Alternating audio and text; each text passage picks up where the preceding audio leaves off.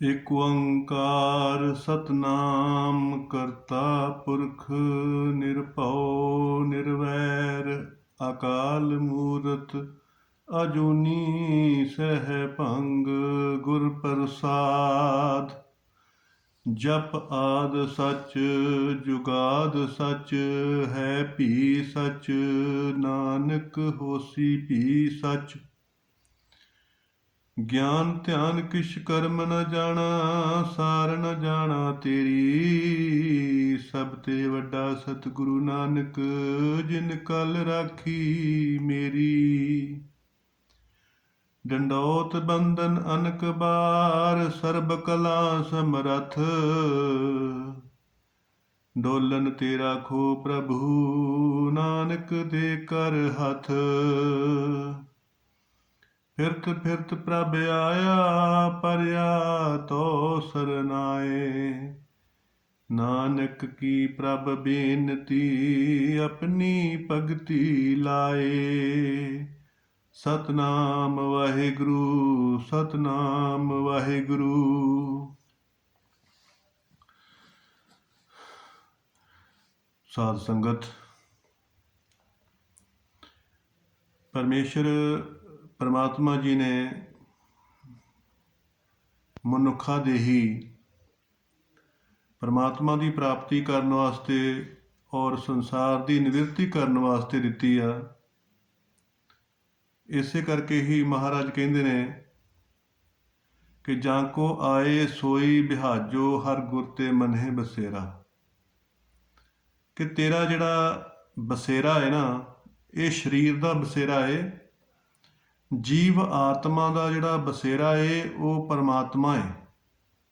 ਪਰਮਾਤਮਾ ਦਾ ਸਰੂਪ ਹੈ, ਜੋਤ ਸਰੂਪ ਹੈ। ਉਹਦੇ ਵਿੱਚ ਹੀ ਇਹਨੇ ਜਾ ਕੇ ਮਿਲਣਾ। ਸੂਰਜ ਕਿਰਨ ਮਿਲੀ ਜਲ ਕਾ ਜਲ ਹੁਆ ਰਾਮ। ਜੋਤੀ ਜੋਤ ਰਲੀ ਸੰਪੂਰਨ ਥੀਆ ਕਾਮ। ਇਸ ਕਰਕੇ ਭਾਈ, ਜਿਹੜੀ ਜੀਵ ਆਤਮਾ ਹੁੰਦੀ ਆ ਇਹ ਅਗਿਆਨਤਾ ਵਾਲੀ ਹੁੰਦੀ ਆ। ਇਹ ਝੂਠ ਨੂੰ ਸੱਚ ਮੰਨਦੀ ਆ, ਦੁੱਖ ਨੂੰ ਸੁੱਖ ਮੰਨਦੀ ਆ।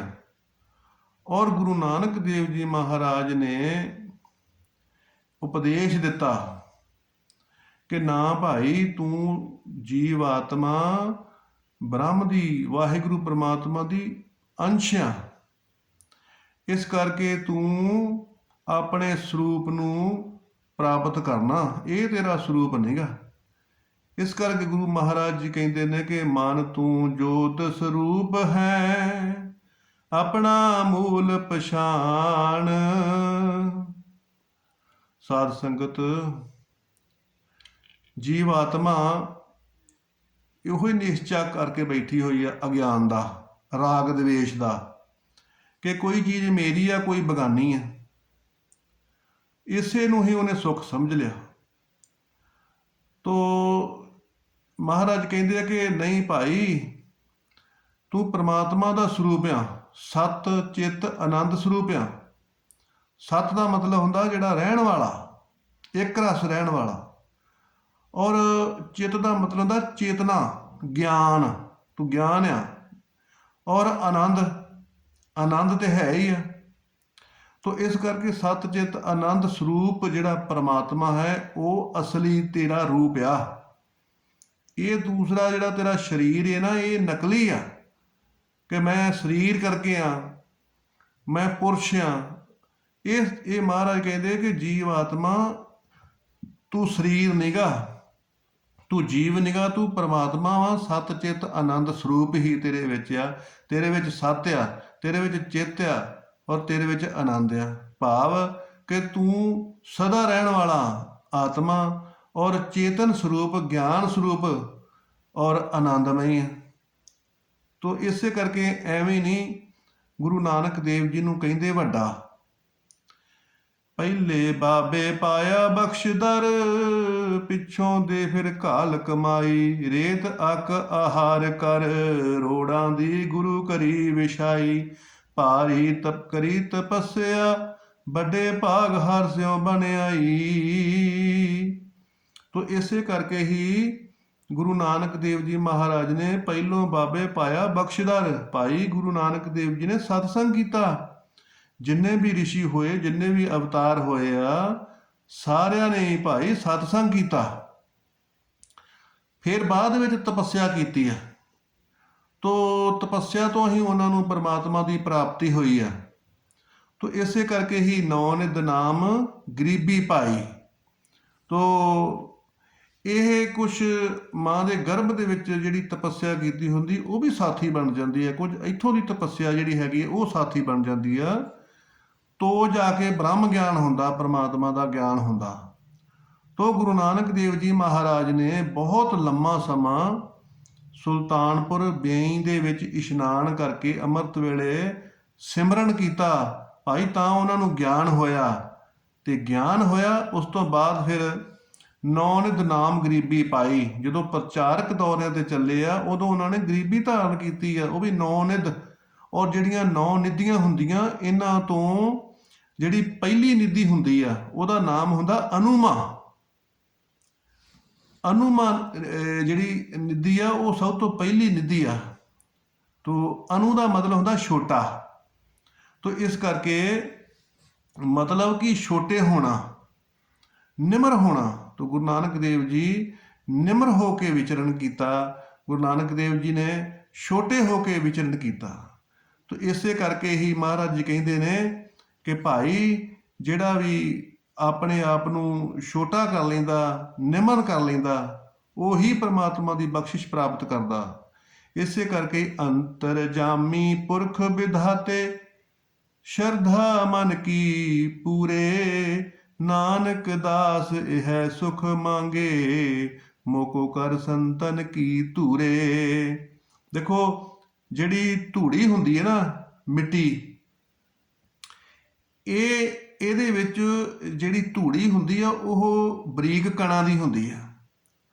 ਇਸੇ ਕਰਕੇ ਹੀ ਉਹ ਮਿੱਟੀ ਦਾ ਤਿਆਗ ਕਰਕੇ ਜਿਹੜੀ ਬਰੀਕ ਕਣ ਨੇ ਉਹ ਚਰਨ ਦੇ ਨਾਲ ਲੱਗ ਜਾਂਦੇ ਆ ਭਾਈ, ਉਹ ਪੂਜਨੀਕ ਬਣ ਜਾਂਦੇ ਆ।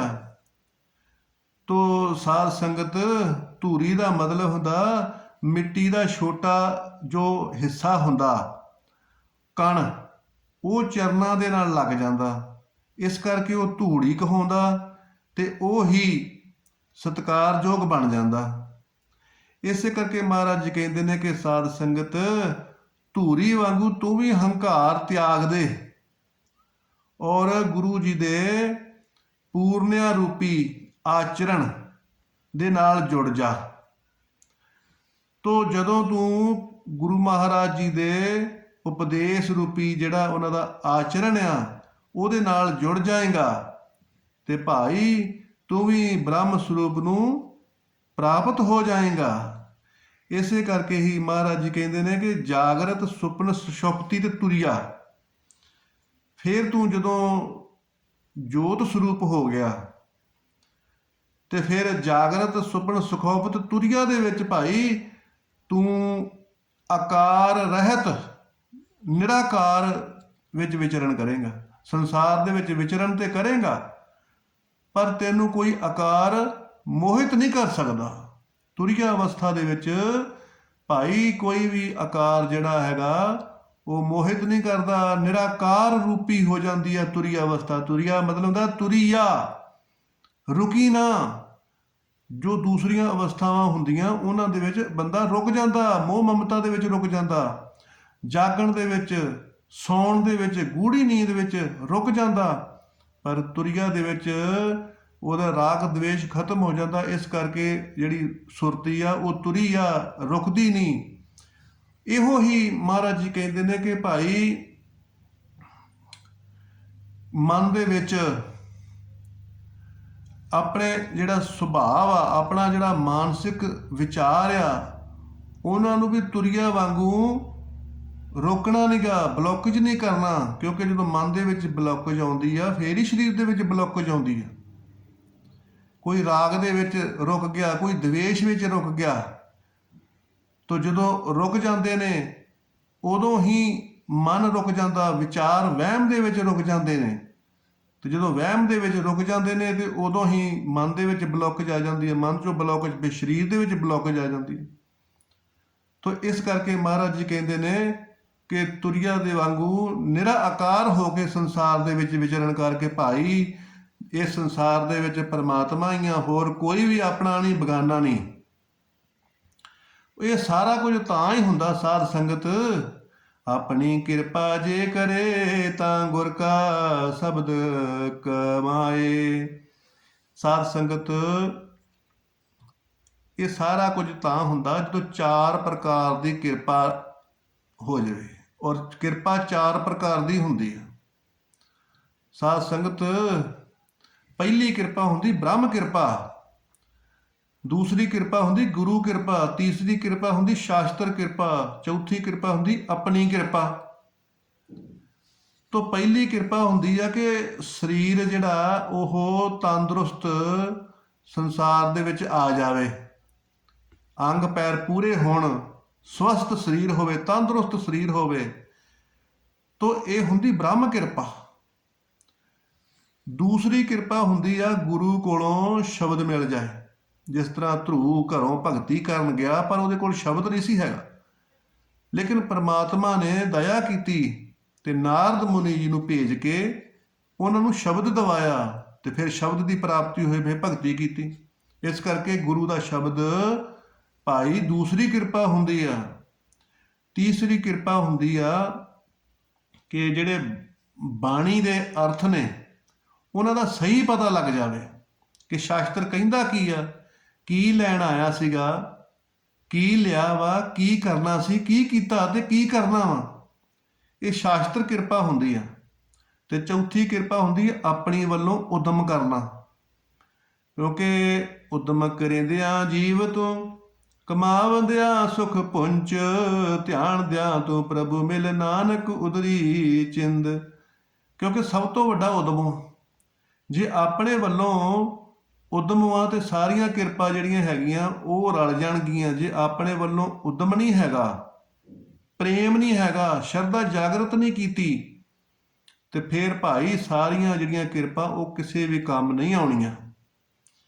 ਇਸ ਕਰਕੇ ਆਪਣੇ ਵੱਲੋਂ ਪਰਮਾਤਮਾ ਦਾ ਆਸਰਾ ਲੈ ਕੇ ਉਦਮ ਕਰਕੇ ਤੇ ਸਾਰੀਆਂ ਜਿਹੜੀਆਂ ਪਰਮਾਤਮਾ ਦੀਆਂ ਕਿਰਪਾ ਉਹਨਾਂ ਦਾ ਲਾਭ ਲੈ ਕੇ ਸਾਧਨਾ ਕਰਕੇ ਤੇ ਪਰਮਾਤਮਾ ਦੀ ਪ੍ਰਾਪਤੀ ਕਰਨੀ ਆ। ਇਸੇ ਕਰਕੇ ਹੀ ਮਹਾਰਾਜ ਜੀ ਕਹਿੰਦੇ ਨੇ ਕਿ ਜਿਸ ਤਰ੍ਹਾਂ ਗਲੀ ਮੁਹੱਲੇ ਦੇ ਵਿੱਚ ਆਮ ਲੋਕੀ ਬਹਿਸ ਕਰਨ ਲੱਗ ਜਾਂਦੇ ਨੇ, ਤੋ ਉਹ ਬਹਿਸ ਛੋਟੀ ਜੀ ਗੱਲ ਦੀ ਹੁੰਦੀ ਹੈ, ਪਰ ਦੂਸਰੇ ਨੂੰ ਨੀਵਾਂ ਕਰਨ ਵਾਸਤੇ ਬੰਦੇ ਇਕੱਠੇ ਕਰ ਲੈਂਦੇ ਨੇ। ਤੇ ਜੇ ਕੋਈ ਸਿਆਣਾ ਪੁਰਸ਼ ਹੋਵੇ ਤਾਂ ਉਹ ਕਹਿੰਦਾ ਕਿ ਭਾਈ ਸਾਰੇ ਇਕੱਠੇ ਹੋ ਕੇ ਰੌਲਾ ਨਾ ਪਾਓ, ਜੇ ਕੋਈ ਕਿਸੇ ਪ੍ਰਕਾਰ ਦਾ ਕੋਈ ਕੂੜਾ ਹੀ ਸਿੱਟਦਾ ਪਲਾਟ ਦੇ ਵਿੱਚ ਤੇ ਭਾਈ ਉਹਨੂੰ ਜਾ ਕੇ ਤੁਸੀਂ ਪ੍ਰੇਮ ਦੇ ਨਾਲ ਕਹਿ ਦਿਓ।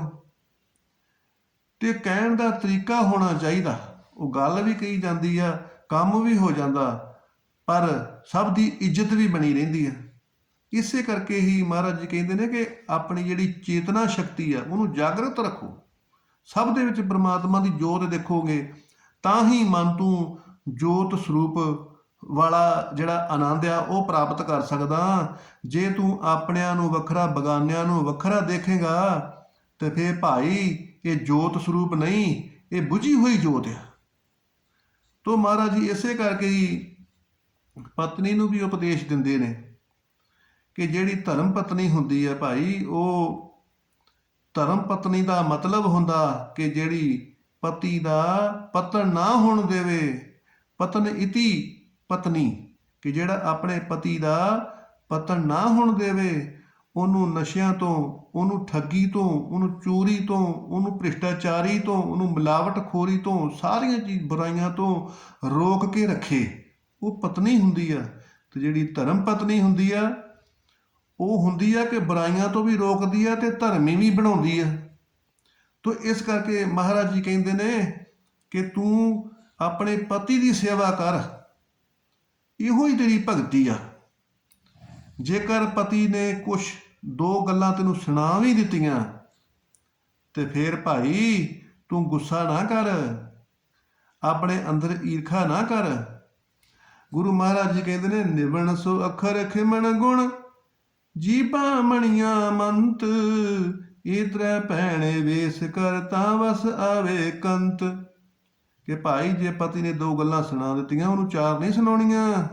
ਨਿਭ ਜਾਣਾ, ਹੱਥ ਜੋੜ ਕੇ ਨਿਭ ਜਾਣਾ ਭਾਈ, ਖਿਮਾ ਕਰ ਦੇਣਾ, ਮਾਫ ਕਰ ਦੇਣਾ ਦਿਲ ਦੇ ਵਿੱਚ, ਔਰ ਆਪਣਿਆਂ ਬੋਲਾਂ ਤੋਂ ਮਿੱਠੇ ਬਚਨ ਬੋਲਣੇ ਜਿਹਦੇ ਨਾਲ ਪਤੀ ਪ੍ਰਸੰਨ ਹੋ ਜਾਵੇ ਔਰ ਪਿਆਰ ਦੇਣ ਲੱਗ ਜਾਵੇ। ਤੋ ਇਸ ਕਰਕੇ ਮਹਾਰਾਜ ਜੀ ਕਹਿੰਦੇ ਨੇ ਕਿ ਭਾਈ ਆਪਣਾ ਜਿਹੜਾ ਮਨ ਆ ਇਹਨੂੰ ਜੋਤ ਸਰੂਪ ਬਣਾਉਣਾ। ਜੋਤ ਦਾ ਮਤਲਬ ਹੁੰਦਾ ਕਿ ਜਿਸ ਤਰ੍ਹਾਂ ਕਮਰੇ ਦੇ ਵਿੱਚ ਹਨੇਰਾ ਹੋਵੇ ਤੇ ਹਨੇਰੇ ਦਾ ਦੋਸ਼ ਕੀ ਹੁੰਦਾ? ਹਨੇਰੇ ਦਾ ਦੋਸ਼ ਹੁੰਦਾ ਵਾ ਕਿ ਭਾਈ ਉਹ ਜਿਹੜੀਆਂ ਵਸਤੂਆਂ ਪਈਆਂ ਵਾ ਉਹਨਾਂ ਵਸਤੂਆਂ ਨੂੰ ਲੁਕੋ ਲੈਂਦਾ ਵਾ। ਹਨੇਰਾ ਜਿਹੜਾ ਉਹ ਕਮਰੇ ਦੀਆਂ ਵਸਤੂਆਂ ਨੂੰ ਦਿਸਣ ਨਹੀਂ ਦਿੰਦਾ। ਤੇ ਜਦੋਂ ਜੋਤ ਜਗਾਈ ਦੀ ਆ, ਕੋਈ ਲਾਈਟ ਜਗਾਈ ਦੀ ਆ, ਤੇ ਉਸ ਵੇਲੇ ਜਿਹੜੀਆਂ ਜਿਹੜੀਆਂ ਵਸਤੂਆਂ ਜਿੱਥੇ ਜਿੱਥੇ ਵੀ ਵਸਤੂ ਪਈ ਹੁੰਦੀ ਸਾਰੀਆਂ ਦਿਸਣ ਲੱਗ ਜਾਂਦੀਆਂ। ਤੋ ਇਸੇ ਤਰ੍ਹਾਂ ਹੀ ਜਦੋਂ ਤੇਰੇ ਅੰਦਰ ਪਰਮਾਤਮਾ ਦੇ ਪ੍ਰਕਾਸ਼ ਦੀ ਜੋਤ ਜਗੇਗੀ ਤੇ ਤੈਨੂੰ ਸਾਰਾ ਗਿਆਨ ਹੋ ਜਾਏਗਾ ਕਿ ਮੈਂ ਕੀ ਆ ਤੇ ਸੰਸਾਰ ਕੀ ਆ। ਤਾਂ ਹੀ ਤੂੰ ਮਨ ਤੂੰ ਜੋਤ ਸਰੂਪ ਹੈ, ਆਪਣਾ ਮੂਲ ਪਛਾਣ। ਤੂੰ ਆਪਣਾ ਮੂਲ ਜਿਹੜਾ ਤੇਰਾ ਸੁਭਾਅ ਆ ਉਹਨੂੰ ਤੂੰ ਪਛਾਣ ਸਕਦਾ ਕਿ ਮੇਰਾ ਜਿਹੜਾ ਸੁਭਾਅ ਆ ਨਾ ਉਹ ਰਾਗ ਦਵੇਸ਼ ਈਰਖਾ ਵਖੀਲੀ ਨਿੰਦਿਆ ਚੁਗਲੀ ਲੜਨਾ ਝਗੜਨਾ ਨਹੀਂ। ਮੇਰਾ ਜਿਹੜਾ ਅਸਲੀ ਸੁਭਾਅ ਆ ਉਹ ਤੇ ਭਾਈ ਦਇਆ ਧੀਰਜ ਸਹਿਜ ਖਿਮਾ ਨਿਮਰਤਾ ਅਡੋਲਤਾ ਇਹ ਮੇਰਾ ਅਸਲੀ ਸੁਭਾਅ ਆ। ਔਰ ਇਸ ਅਸਲੀ ਸੁਭਾਅ ਨੂੰ ਸੰਸਾਰ ਦੇ ਵਿੱਚ ਵਰਤਣਾ ਵਾ ਔਰ ਸਾਰਿਆਂ ਨੂੰ ਪ੍ਰਸੰਨ ਕਰਨਾ ਵਾ ਤੇ ਆਪਣਾ ਜੀਵਨ ਸਫਲਾ ਕਰਨਾ ਵਾ। ਤੋ ਭਾਈ ਇਸ ਮਾਰਗ ਤੇ ਚੱਲੋ ਤੇ ਆਪਣਾ ਲੋਕ ਸੁਖੀਏ ਪਰਲੋਕ ਸੁਹੇਲੇ ਬਣਾਓ। ਨਾਨਕ ਨਾਮ ਚੜ੍ਹਦੀ ਕਲਾ, ਤੇਰੇ ਭਾਣੇ ਸਰਬੱਤ ਦਾ ਭਲਾ। ਸਤਨਾਮ ਵਾਹਿਗੁਰੂ, ਸਤਨਾਮ ਵਾਹਿਗੁਰੂ।